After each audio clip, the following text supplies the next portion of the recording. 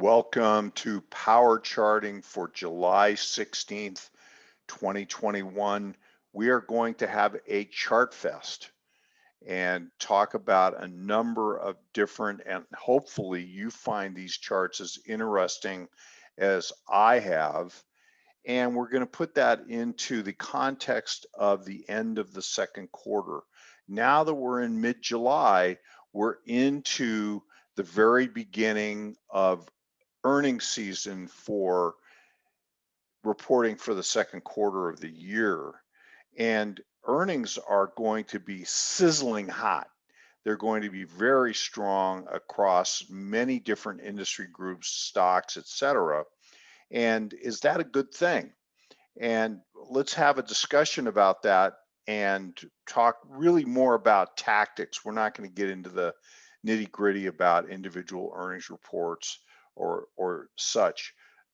We are going to talk about the impact of earnings on the end of quarter phenomenon. I've gone back 150 years and looked at quarter end data, quarter end phenomenon in the stock market, and have seen that important tops, bottoms, intermediate term, long term have occurred into quarter ends. And so if we're aware of that and the tendency of earnings to influence institutional investors, getting them to rush into the market or rush out of the market into the important lows, it can help to explain a lot about the extension of trends, so to speak. So let's talk about that today. In terms of actual earnings, I would encourage you to check out fellow blogger and really exceptional earnings analyst, and that is Tom Boley, who is right here at StockCharts.com.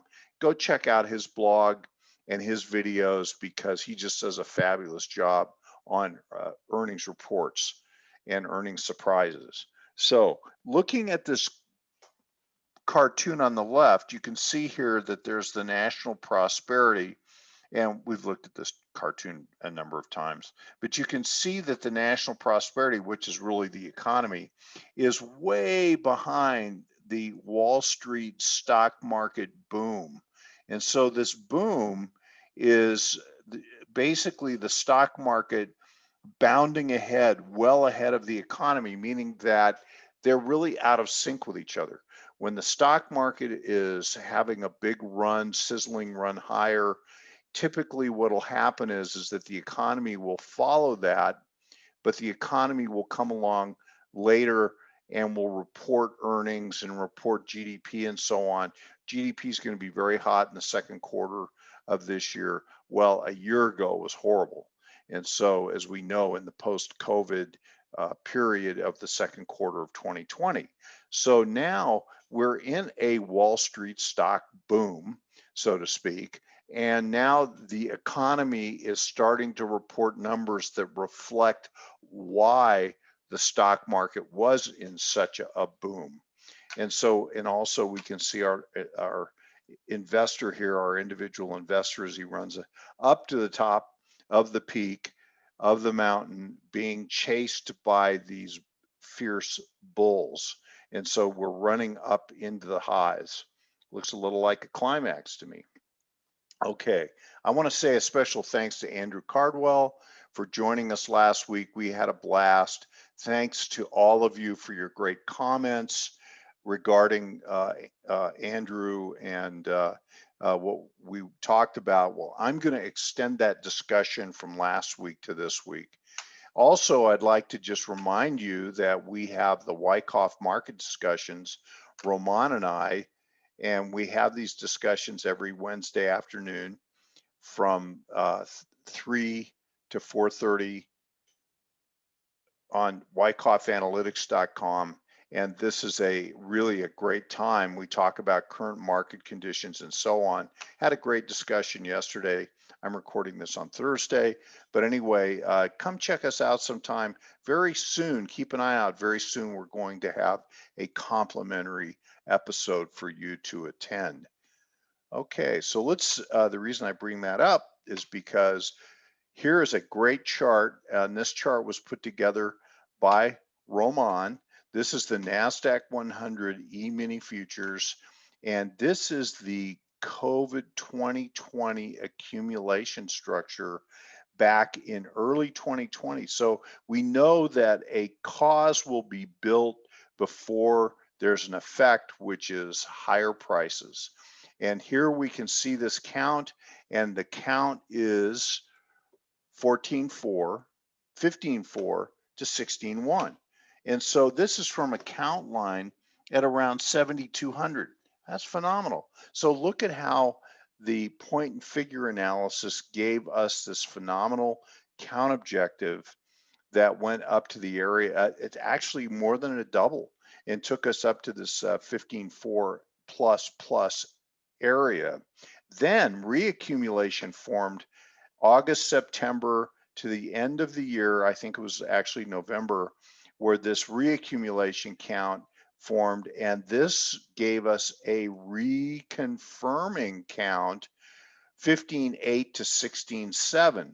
So here we had the conditions for an important advance. And so, and then reconfirmed that advance with a reaccumulation structure. So we showed this chart back in January of 2021. We actually showed this accumulation and others back in 2020 when they were just completing. So very, very powerful and useful tools. Let me add to that with the NASDAQ 100. This is the cash index. And here you can see this count, which is really the period in May. I'll show you a bigger chart of this in just a minute. But this larger count went up to the area of 15,040 to 15, call it 15,200, and very close to the minimum count objective that we had here from this these larger counts. And this, by the way, is daily data. And here we're looking at 15-minute intraday data, but still very useful for, call it, swing trading count objectives. And there's just no other tool quite like point and figure for creating count objectives, price objectives from a base count. And we always like to look for a cause that leads to an effect. And here we have a beautiful cause that forms, and this count line is at 13,138, counting up to 2,000 points higher in the NASDAQ 100. Well, as of yesterday, the high was 15,002, so not too far from this 15,040 count, which is pretty close to being a hit and fulfilling that objective. Could go 15,197, could go through the top of that even. It's happened many times before, but this is so far working out beautifully as a tactical count objective. Now let's move to the bullish percent indicator, which we were talking about these last week. And I want to focus really on the NASDAQ 100 as a phenomenon here, because getting back to this whole idea of earnings, look here, we start the second quarter, literally the low is made in mid-March. Remember, I had stated that the important lows and highs often form around 3 weeks plus or minus the end of a quarter. So this is actually pretty close to 3 weeks prior to the end of the quarter, which came right here. And so you have an important low and then a big rally in the NASDAQ 100. Now the NASDAQ 100 is important because it is the dominated by the capitalization of these mega cap companies, the really the FANG stocks, Facebook, Apple, Amazon, Google, and so on, and some that are just below that, like NVIDIA, and so on. Well, these stocks are so dominant that they completely control the trend of this very large NASDAQ 100 index. The top 100 companies in the NASDAQ is really influenced deeply by, the top 5 to 10 names. So here you can see that this is pretty strong. It's right in the area of 80, which means that for the bullish percent, that means that nearly 80%. Now, this is the NASDAQ 100 stocks, nearly 80% of them are on bullish percent buy signals. And so now, but look what's happening is that we're seeing here that it's starting to turn down. And as you know from prior conversations, that I'm always looking at the directionality of this indicator in addition to divergent characteristics. So as long as the line's going up from even the mid-level, then I consider this to be a favorable environment to be trading this underlying index.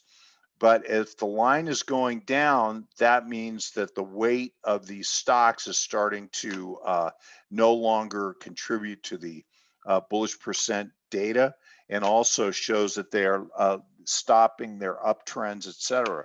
Well, here's a look at the NASDAQ Composite. This is all the NASDAQ stocks, and here, a little different picture.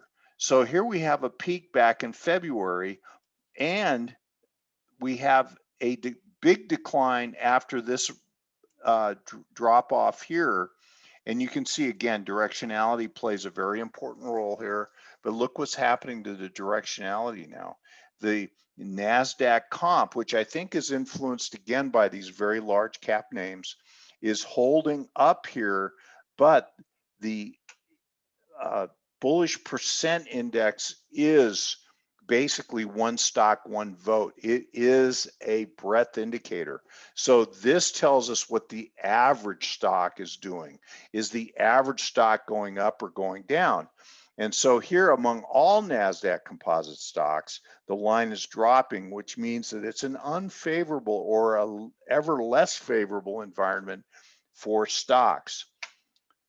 This is the NASDAQ comp AD line. Again, it's a breadth indicator, one stock, one vote, so to speak. And you can see here, very interesting is that we have, since February, we have a rising trend.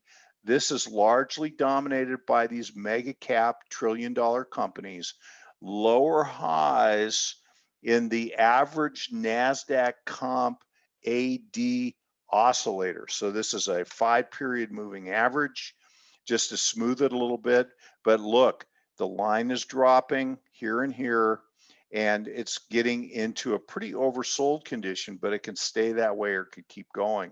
Again, directionality is important with an indicator like this. But also the other thing I want to just showcase here is this diagonal triangle.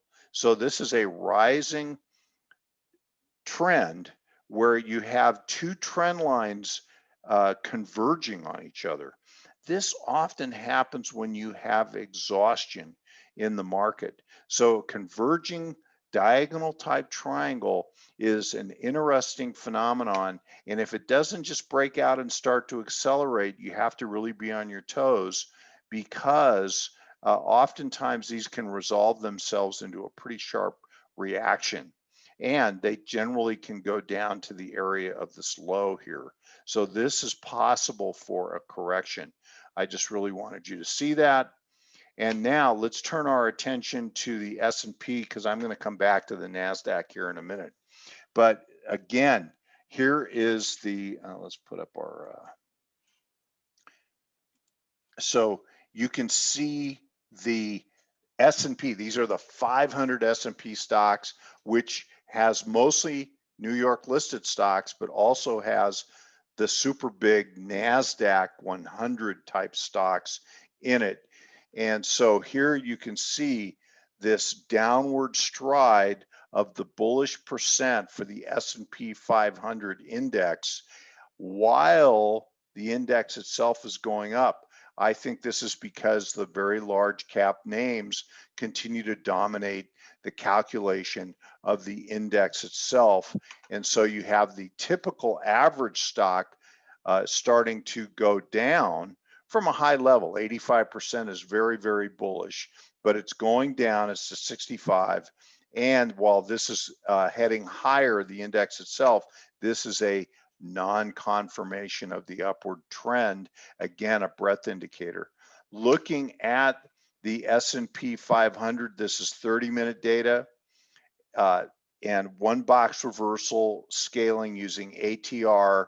And this is a count that I took for the S&P back in May. This is this area. Sorry that I don't have a more detailed, but it's just this area right in here. And so that area is the count that I took intraday, beautiful accumulation type count, and this count here, and up it goes, counts up to 4280 to 4378, and we just reached an intraday high on the 14th, 4393.68. 4394 was a high, which is above the 4378 high objective for the range here. And so this is interesting. We fulfilled this count. Now this is a short-term swing trading count. This isn't the a mega bull count, so to speak. It just says that since May, this advance since May has been fulfilled. These counts were all taken also, and those counts have all been really great and have worked out nicely. But here I'm just showing this count and we've fulfilled it. That may produce some kind of a pause or maybe even some kind of a reaction of sorts. We'll see if a distribution count can get formed. Well, we have one in the New York Composite. Now, the New York Composite's interesting. I like to look at this because it's a little different than looking at the S&P 500. This is all the stocks in the New York Stock Exchange. And here, if we go over here, we can see, look what's happening. Since the beginning of 2021, series of lower highs, divergent characteristics from a very high reading at 80, above 80, and so you have ever lower highs. Well, divergences can form and be in place for a long time. That just means the market is becoming more narrow. It's becoming more focused on these important names that are rallying. The institutions are diminishing their focus to the names that are working best, working hardest, which tend to be the biggest stocks. And that's the reason why you can get divergent characteristics. It's not reason enough in itself to become bearish on the market. But the one thing I want to point out is this is starting to accelerate. And so the average New York Stock Exchange stock is starting to no longer participate in the bullish percent data. And so there's fewer and fewer stocks that are on bullish percent buy signals in the database. But the index itself, here's the S&P, this over here is the New York Composite, but it's rising. And in the case of the New York Stock Exchange Composite Index, symbol $NYA, we have a range-bound condition. This is the month of May here. And since this time, the New York Composite, while this has been weakening, has gone sideways. And so different story, different picture from the NYA to the S&P 500, which keeps going up.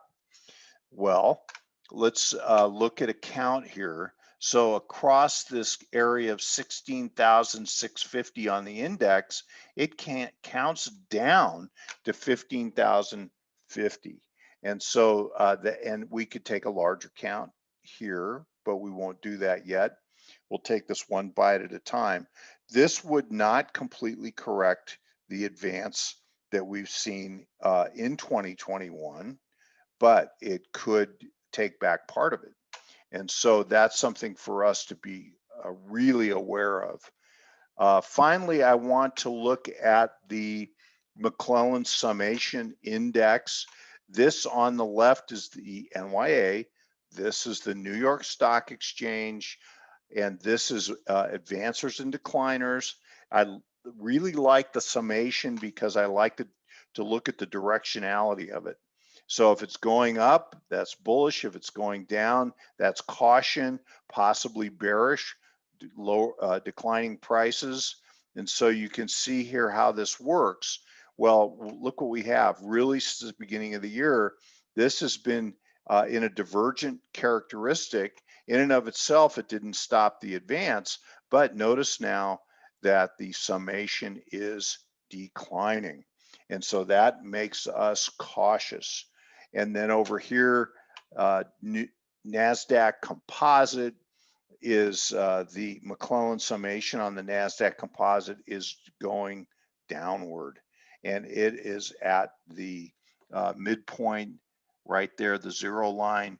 And so it's actually maybe weaker arguably than the New York, but it is pointing down and it's at the neutral place. So again, just go back and study this and look at the directionality up and down.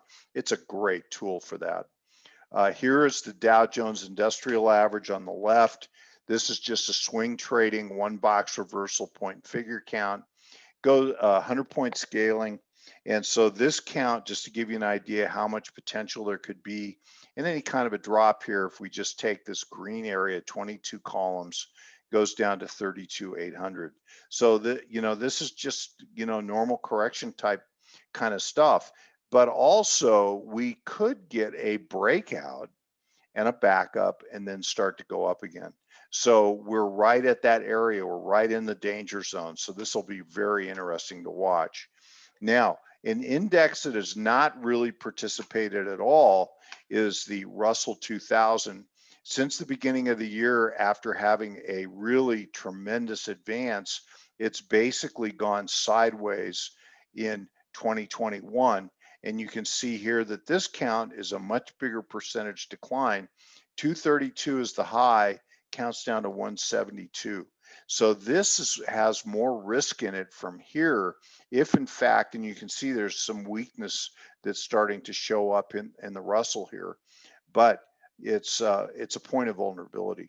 So anyway, just keep that in mind. Now, I'm going to go through this really quickly, but this is the NASDAQ 100. We just talked about why this is potentially leading because of the super mega cap trillion-dollar names and how they're leading and skewing the index.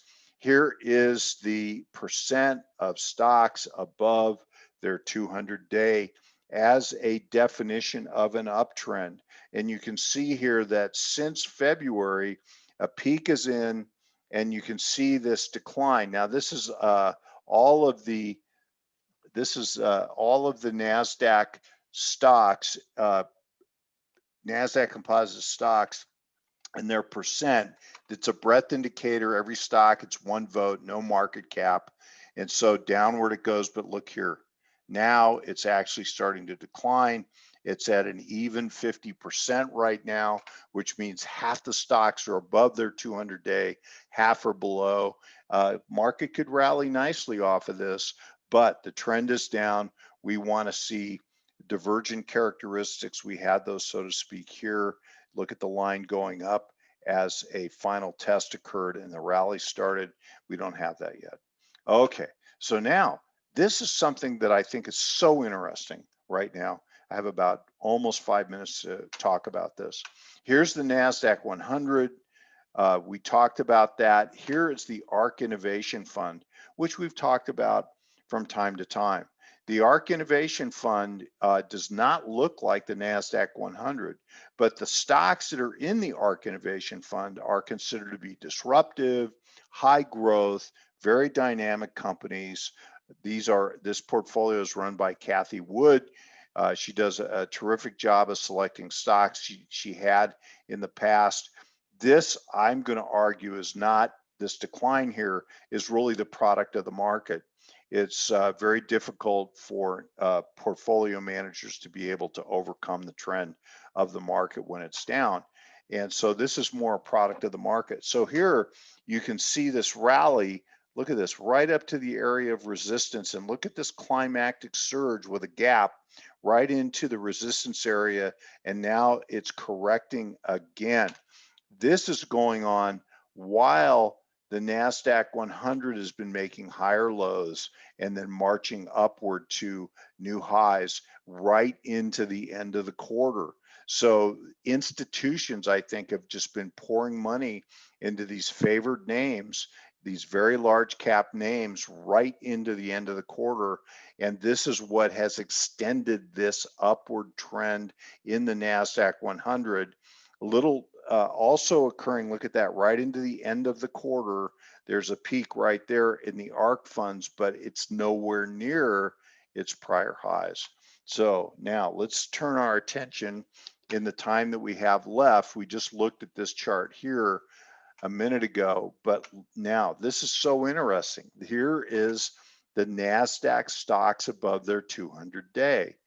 Notice the correlation between this NASDAQ stocks above their 200-day, unweighted. This is just looking at pure trends, uptrend above 200, downtrend below the 200-day for each individual stocks, counted up and put into an index. Here's the ARK Fund. Now, look what's happened. This indicator and the ARK Fund made a high in the 80% here for the percent of stocks here back in February, and then look at this decline. So this decline has just been persistent all the way into May. We counted the point figure counts in May for a rally. Well, this decline coincided with the decline in the ARK Fund. And this is an important correlation that's occurring here, and very close. And then you have a rally. So this rally, look what happens. We have a peak here in early June and a test of the peak on this indicator, the 200 days here. And this is the end of the advance so far, and now it's starting to show weakness again. And look at the 200-day index, just is going down. It's to the prior lows. It's really falling quite easily, which means the typical stock in the NASDAQ Composite is basically in a downward stride and at a pretty fast clip. Now, last thing I'm going to show you here, and I have a minute left, so I'm not going to do this justice. Maybe I'll come back to it next week, is here you can see this, and this was inspired by Roman Bogomazov. And we talked about this yesterday in our Wyckoff market discussion, but look at this correlation. This is the ARK Fund currently February high. We just looked at that to the present. And here is the NASDAQ comp back in 1999, 2000. And here is the peak and the decline. Look at these correlations. I'm just going to let you screen capture this and look at these peaks here, and I believe this peak might be this one right here. And then following that, this was the big decline in the comp. And with that, we'll come back and talk more about this next time. I am out of time for now. I'm Bruce Fraser. I greatly appreciate your time today, and we will see you next week. Hey, Grayson Rose here with StockCharts. Thank you so much for watching. I hope you enjoyed that video.